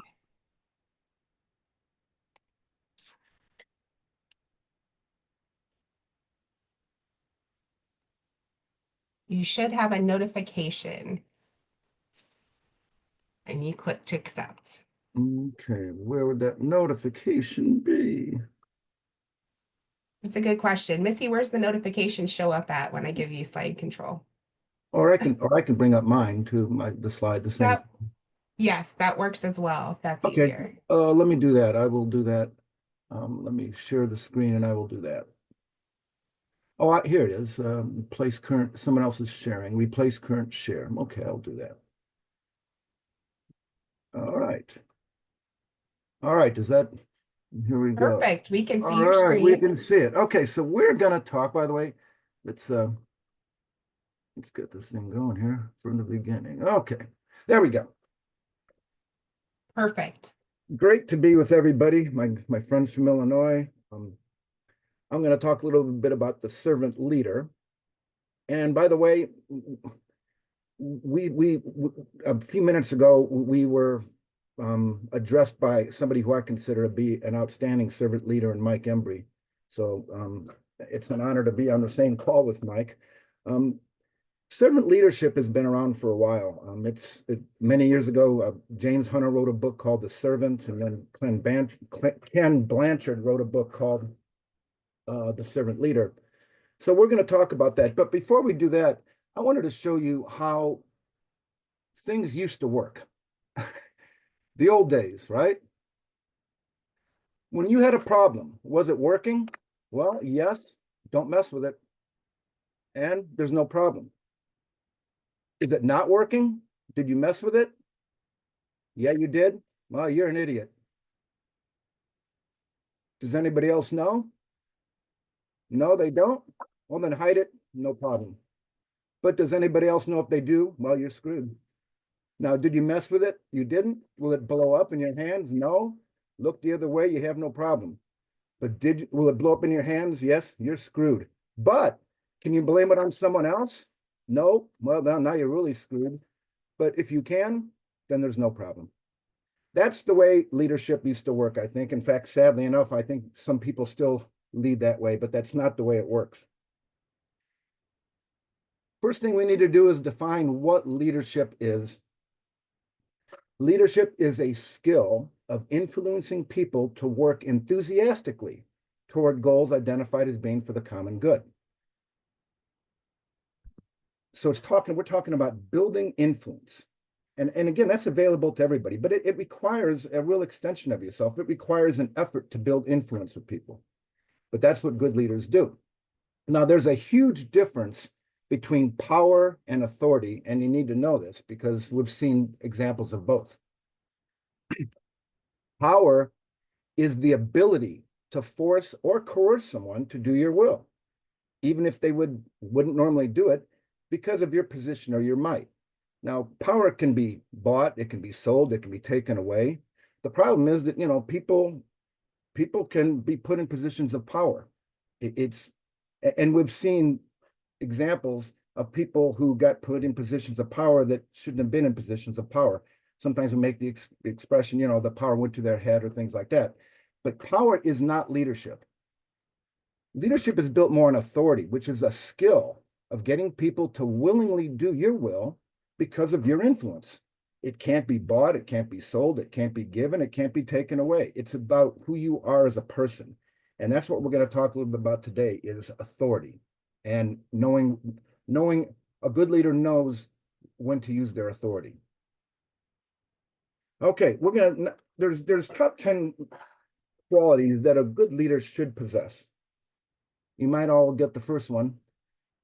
Honesty, trustworthiness. If you're not honest, forget it. You need to be a good role model. You need to be caring. You need to be organized. And I know some people, you walk into their office and it looks like a tornado hit it, but in reality, they're very organized in their disorganization. They know where everything's at. Or organized just means you know where everything's at, you know what to do. You got to be a good communicator, no doubt about that. You got to hold yourself accountable, and you have to hold other people accountable as well. A good leader also treats people with respect. They give people encouragement. They're a good motivator. A quality that a good leader has is they're positive, enthusiastic people. And lastly, a good leader, the quality they possess is they're professional. Now, all of these, of all of those, the most important ingredient in any relationship is trust. It's the glue. It's the most important thing, whether you're talking about leading a group of people, it's the most important thing in any relationship. Once you lose the trust, then it's a rough road. Now, there used to be the old paradigm, again, I showed you how some people used to solve their problems. The old paradigm is that you would cling, a paradigm is the way we see things. And a lot of people cling to outdated paradigms. And when they do, the world just passes them by. You've heard the expression that comes into play with that is, this is the way we've always done it. Ever hear that? Ever hear that out of National? I think you have. We just have never done it that way. Well, guess what? That's an old paradigm. Because remember, changing something, it takes you out of your rut, which we also call our comfort zone, and it forces us to do things differently. I love this. I saw this 20 years ago. I love it. Think about what a rut is. A rut is nothing more than a coffin with the ends kicked out. That's all it is. And quite honestly, it's impossible to improve unless we change. So the old paradigm is gone. And by the way, the old paradigm used to be that you had the CEO, and then vice presidents were under the CEO, and then you had middle managers, and then you had supervisors, and then you had the employees and the associates, and finally you had the customers. Well, when you think about it, that's a top-down mentality, isn't it? It's a top-down mentality. Because the question you need to ask yourself is, who are you trying to serve? Are you trying to serve the customer? Are you trying to serve the CEO? The new paradigm that many companies have adopted is much different. And this one, the customer is on top. Then you have the employees, and then you have the supervisors, and then you have the middle managers, then you have the vice presidents, and finally you have the CEO. Now, in this new paradigm that I've just showed you, the role of the leader is not to rule and lord over their next layer down. The role of the leader is to serve. That is the role of the leader is to serve. So the leader is really someone who identifies and meets the legitimate needs of their people. They remove all the barriers that could cause that to not happen, to not be met, and then they can serve the customer. So in other words, this is the way it has to work. To lead, you must serve. Now, I mentioned the word needs. There's a big difference between needs and wants. A want is simply a wish or a desire without any regard for the physical or psychological consequences. I want that. I want a new car. I want that. I want this. A need, though, is a legitimate physical or psychological requirement for the well-being of an individual. I guess the best thing I can say is the difference between needs and wants. Have you ever gone into the grocery store just to buy a gallon of milk? That was it. And you've walked out with about $50 worth of stuff. Oh, what happened? Well, you only needed the milk, but you walked by the donuts and you walked by this and you walked by that. And it was a wish, it was a desire, it was a want. The reason I'm talking about this is because there's a big difference in leadership between identifying and meeting the needs of the people versus identifying and meeting the wants of the people. Because in the first statement, when you're identifying and meeting the needs of your people, you're serving the people. And in the second statement, when you're identifying and meeting the wants, when you're trying to meet every want that your people have, you become a slave to your people. So the main question that a servant leader needs to ask himself is, what are the needs of the people that I'm serving? What are the needs? Not the wants, but the needs. Okay. So here's really, when we talk about the model of a servant leader, remember that definition of leadership. It's a skill, it's of influencing people, and you're trying to work enthusiastically towards goals that have been identified as being for the common good. Now, the true leader will accomplish this again by exerting authority and influence, not power. Leadership is built on authority. So again, I'm stressing this more and more and more. The leader serves because authority is built on service and sacrifice. You know, you reap what you sow. And so this is, if as a leader in this organization or as a leader anywhere, if you are not built on authority, on trying to get people to do the will, exerting that influence, then you're probably the other person. You're probably more of the old paradigm. Okay, one thing about service and sacrifice, they're built on love. Now, I'm not talking, there's a lot of ways to describe love, but here we're talking about the verb that describes behavior and not the noun describing feelings. Because remember, love is built on will. You can have all the great intentions in the world, but if there's no actions, it equals squat. But if your intentions have actions, then that will become the will. And that's very important because all the good intentions of the world don't amount to anything if they don't line up with your actions. It's not what people say, it's what people do. You know, this then is the will. I mean, how often have you said it? It's like, you can say whatever you want, actions speak louder than words, and they really do. And as a leader, you need to be aware of that. Your actions, people are going to be looking at you and sizing you up and seeing, whether you fit the bill of a leader or not. And if you're doing things that don't line up, then it's not gonna look good.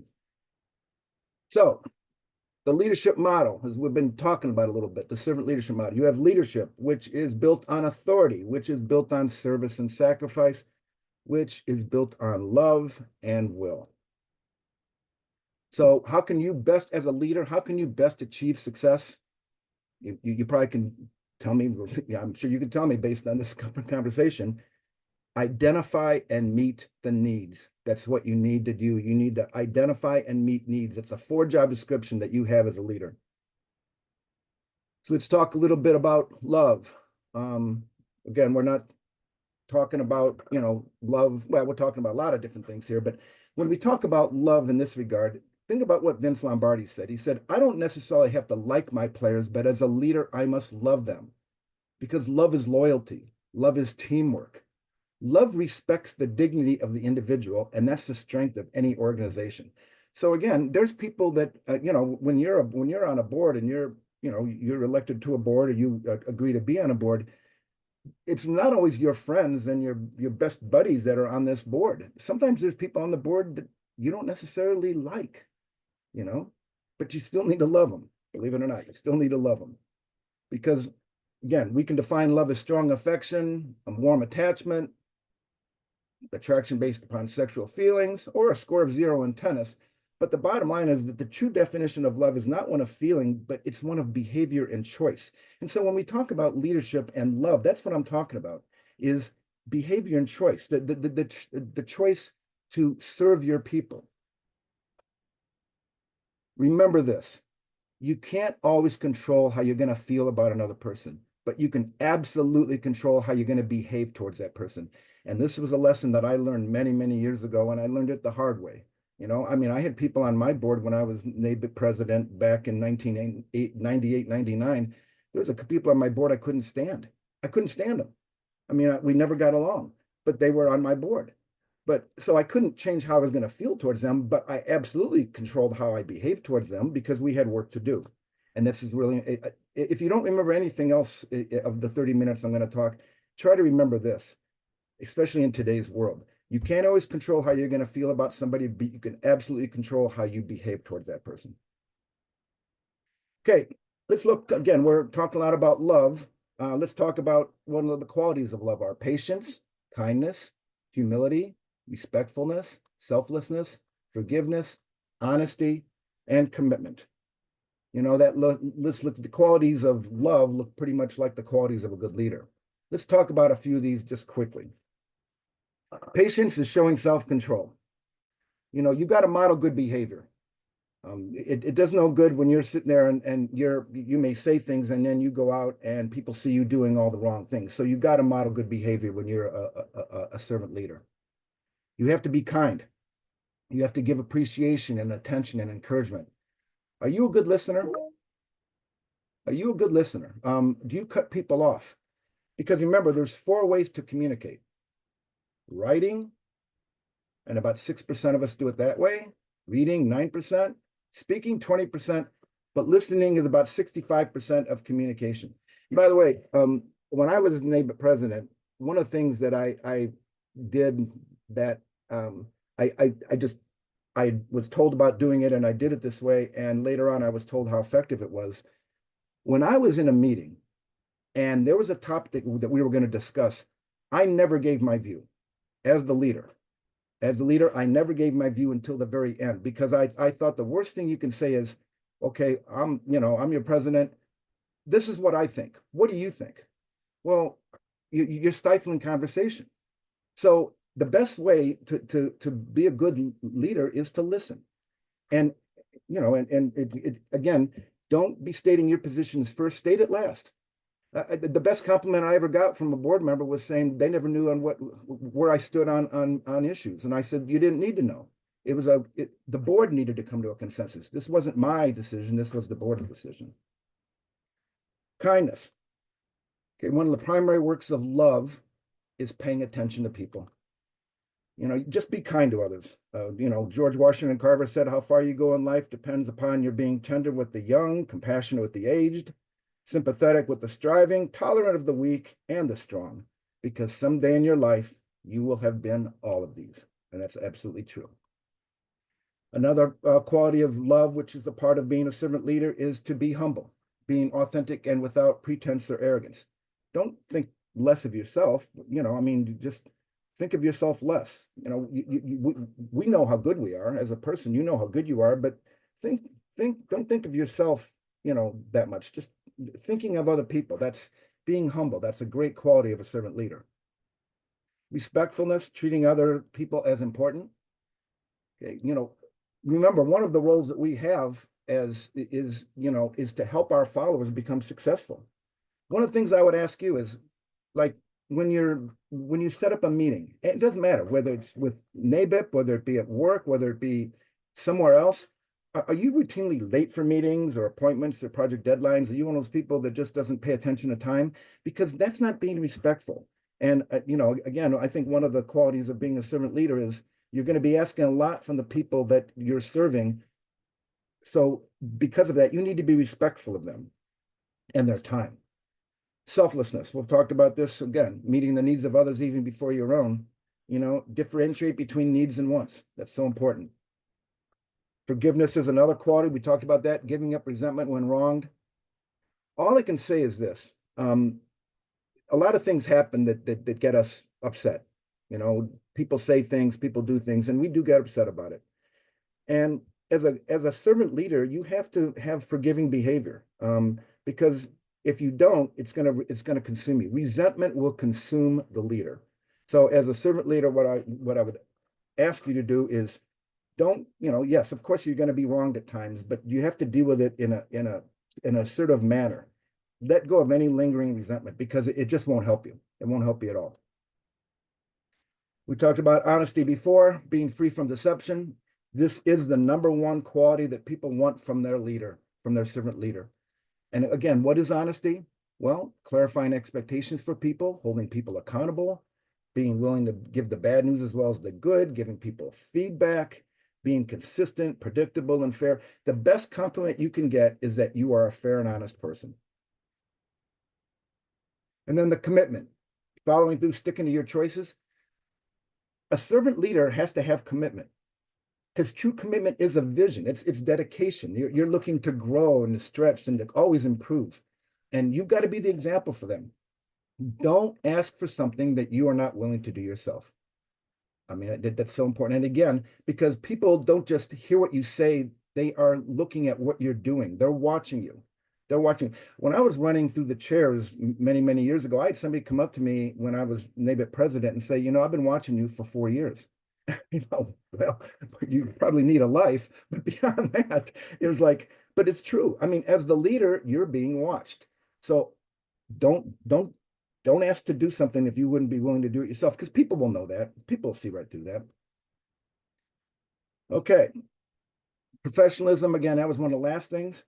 The end result of the qualities of love is being a professional, setting aside your own wants and needs, seeking the greatest good from others. Again, extending yourself and meeting the people that you serve, meeting their legitimate needs.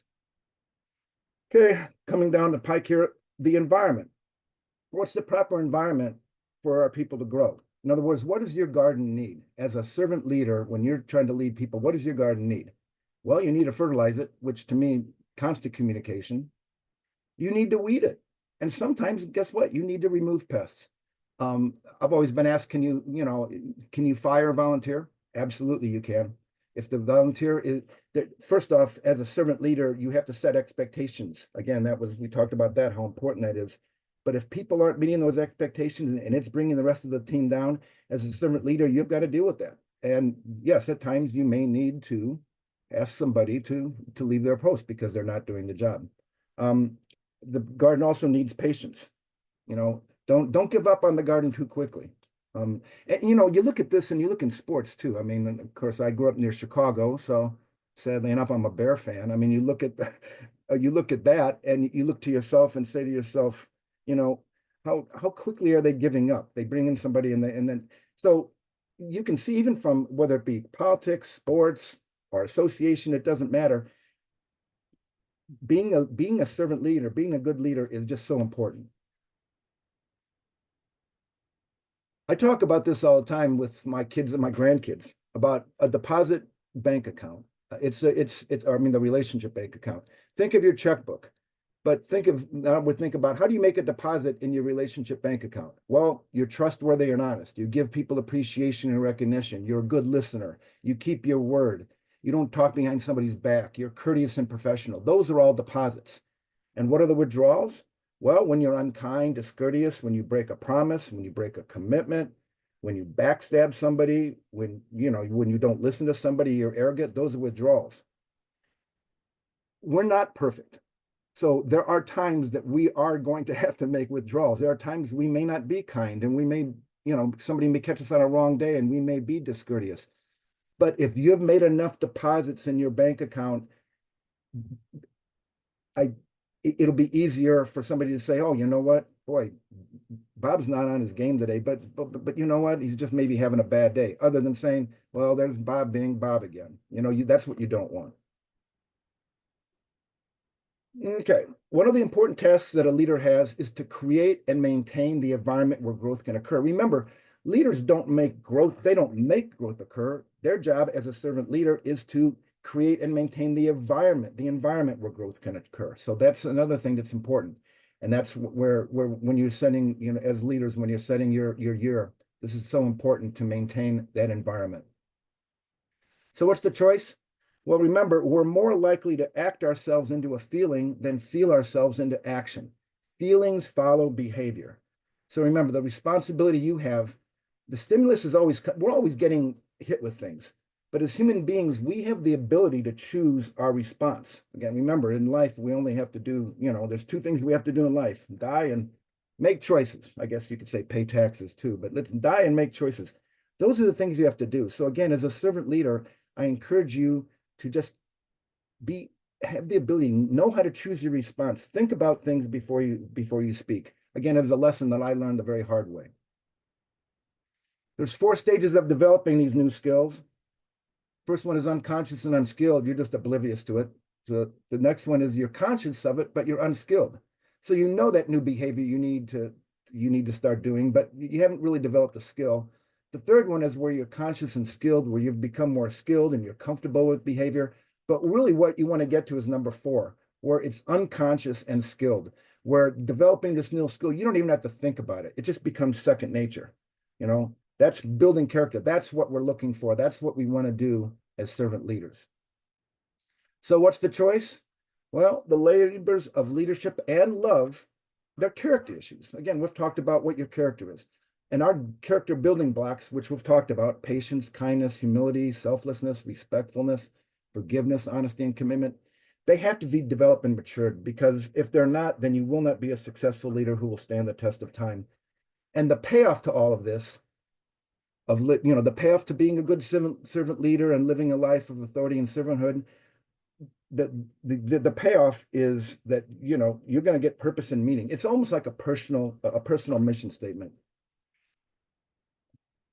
Really, the last slide here, another payoff is joy. And again, when we're talking about joy, we're talking about the inner satisfaction, knowing that you're truly aligned with what you're trying to do and the deep and unchanging principles of your life. Because when you serve others, it breaks you free of being self-absorbed and things that choke the joy out of living. I've met so many leaders at NABIP who have told me that they just blossomed as a person when they got into leadership, when they started developing those skills. And so I encourage everybody that's on this call to do that, to look at the payoff and to realize that there's no profit to have learned well if you neglect to do well. So hopefully a few of the things that I've talked about came to light, gave you a little bit of a insight thing. Wow, I didn't know about that. So and by the way, if you need these slides, I can certainly send them to you. Sarah, maybe I will stop, and there could be questions on this, but if you have any questions about NABIP and National, if I can answer them, I will. I mean, we're doing a lot of things right now. We're redoing a new membership system. We're looking at all different things, but if you have any questions for me, I'll be glad to answer them. But I will just finish my presentation by saying that, again, I encourage you all to be great servant leaders. I think you are. I think, again, seeing Mike Embry on this call, he's an example of a servant leader that I truly respect and admire. And if you have any questions about any of that, just give me a call. If you call me up and say, Bob, you talked about getting rid of people on a board. How do you do that? Things like that. I'm available. My contact information isn't up on the screen, but it's btretter, BTRETTER @nabip.org. btretter@nabip.org. And my phone number is 202-595-7564. But if you go on our website, on nabip.org's website, and go under staff, you can see my information there as well. So Sarah, I'm done with the presentation. We'll see if there's any questions, comments, complaints. I don't handle complaints, by the way. That's your job. But if there's anything else, fire away. Yes, if anyone has any questions for Bob, thank you so much. Please unmute or put those in the chat.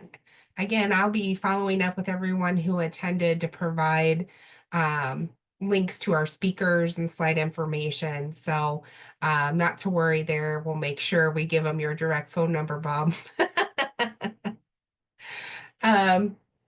Again, thank you so much to everyone for joining us today. We do have one more poll question for CE credits, and I'm going to share that now, but it's essentially just giving us a thank you and checking out in the chat box.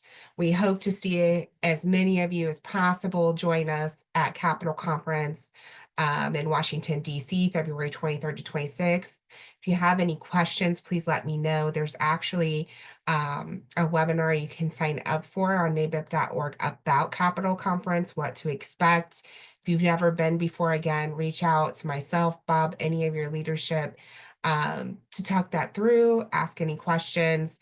I'll be looking at the official log and see who's registered, and I'll be connecting us via email and providing phone numbers so that we can all connect, and it'll help coordinate us in our advocacy efforts while we're in DC. Again, thank you again so much. The fourth poll question again is to just check out in the chat feature, and we hope you have a wonderful week. Thanks for joining us, guys.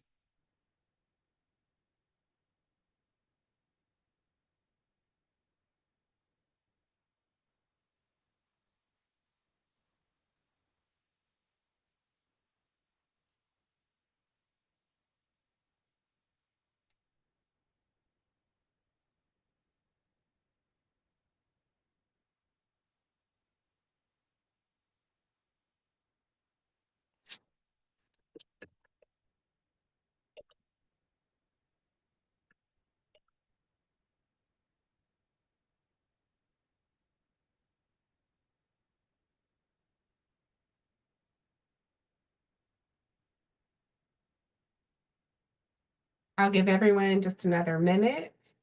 Still see we've got a few folks on with us. Mary, Aline, Sharon, make sure that you are locating the chat feature and checking out with a thank you. I'll give everyone just another couple minutes.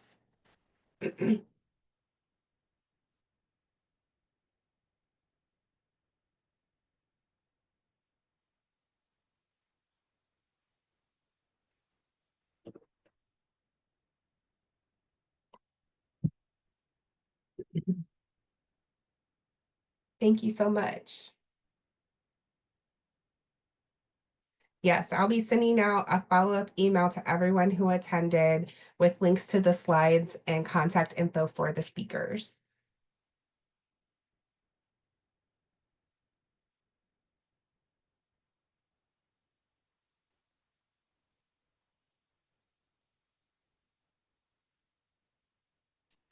Have a wonderful day, everyone. Thank you so much. I'll see you next time.